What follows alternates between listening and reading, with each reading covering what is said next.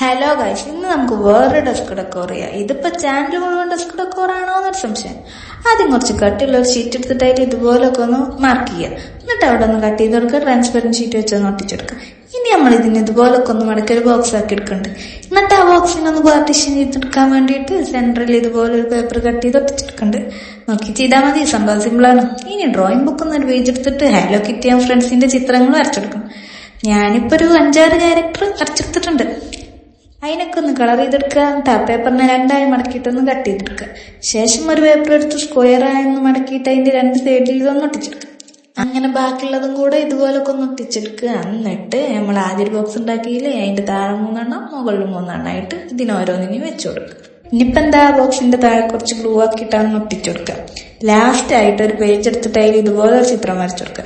ബോക്സിന്റെ ബാക്കിലായിട്ട് ഒന്ന് ഒട്ടിച്ചു കൊടുക്കുക. Desk decor ready. വീഡിയോ ഇഷ്ടപ്പെട്ട ലൈക്ക് ചെയ്യുക, ഷെയർ ചെയ്യുക, കമന്റ് ചെയ്യുക.